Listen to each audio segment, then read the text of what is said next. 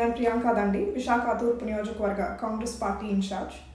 భారతదేశంలో అనేక సార్లు మనం చూసాం ఏ విధంగా సిన్సియర్ ఆఫీసర్లను రాత్రికి రాత్రి బదిలీ చేస్తారో. అది సిబిఐ మాజీ డైరెక్టర్ ఆలోక్ వర్మ కానివ్వండి, అశోక్ కేమ్కా కానివ్వండి, కిరణ్ బేడి గారు కానివ్వండి. రాజకీయ నాయకులు వారి రాజకీయ ప్రయోజనాలకు భంగం కలిగించే వారిని, వాళ్ళ అక్రమాలను ప్రశ్నించే ఆనెస్ట్ ఆఫీసర్లను రాత్రికి రాత్రి ఫోన్ కాల్ చేసి బదిలీ చేసే చరిత్ర భారతదేశానికి కొత్త ఏమీ కాదు.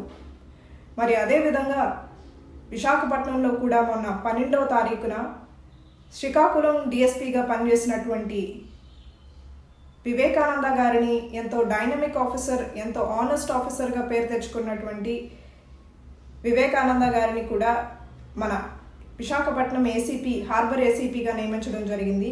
మరి నియమించిన కొద్ది గంటల్లోనే 24 గంటల్లోనే ఆయన్ని ట్రాన్స్ఫర్ కూడా చేయడం జరిగింది. మనందరికీ తెలుసు, గత కొన్ని సంవత్సరాలుగా విశాఖపట్నంలో డ్రగ్స్ కల్చర్ పెరుగుతుంది. దీనివల్ల ఎంతోమంది యువత దీనికి బానిసలు అవుతున్నారు, ఎంతోమంది కుటుంబాలు నాశనం అవుతున్నాయి. గతంలో కూడా 50,000 టన్నుల కంటైనర్ ఒకటి విశాఖపట్నంలో పట్టుబడింది. మరి అందులో కూడా కూటమి నాయకుల హస్తం ఉందని మనందరికీ తెలిసినప్పటికీ కూడా ఇప్పటి వరకు ఎటువంటి విచారణ జరగలేదు. ఇటువంటి సమయంలో విశాఖపట్నానికి ఒక సిన్సియర్ ఆఫీసర్, ఒక డైనమిక్ ఆఫీసర్, ఈ అక్రమాలన్నీ కూడా అడ్డుకునే ఒక ఆఫీసర్ మనకు అవసరం. విశాఖపట్నంలో ముఖ్యంగా ఈ డ్రగ్స్ మాఫియా, లిక్కర్ దందాలు, భూదందాలు చేసే ఆ ఎమ్మెల్యే పేరు నేను మీకు ప్రత్యేకంగా చెప్పాల్సిన అవసరం లేదు. ఇప్పటికే ఆ ఎమ్మెల్యే గారు పోలీసులను తన ప్రైవేట్ సైన్యంగా మార్చుకొని, ఏదో తన ప్రైవేట్ ఆర్మీగా మార్చుకొని చెప్పు చేతుల్లో పెట్టుకొని భూదందాలు చేస్తున్నారు. విశాఖపట్నం ప్రజలు దీన్ని గమనించాలి. ఈరోజు విశాఖపట్నంలో మరి అటువంటి ఆఫీసర్ వస్తే వీళ్ళ అక్రమాలను ఎక్కడ అడ్డుకుంటారనేమో, వీరి భూదందాలకు ఎక్కడ అడ్డొస్తారనేమో మరి భయంతో ఆయన ట్రాన్స్ఫర్ చేయించి ఆ ప్లేస్లో మరి వీళ్ళకు విధేయులుగా ఉన్నటువంటి వ్యక్తిని ఇక్కడ ఏసీపీగా తెచ్చుకోవడం జరుగుతుంది. పోలీసులు ప్రజలకు రక్షణ కల్పించాలి. మరి ఈరోజు ఆ పోలీసులకే రక్షణ లేకుండా పోతుంది.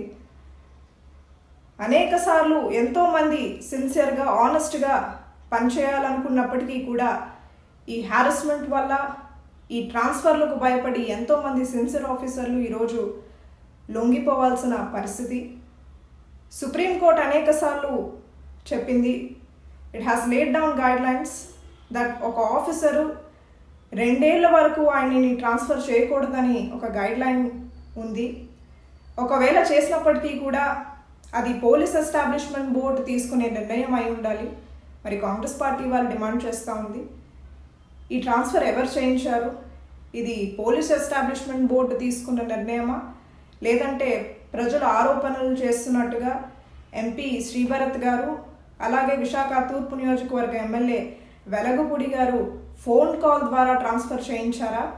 దీని వెనుక అసలు కారణాలు ఏమిటి?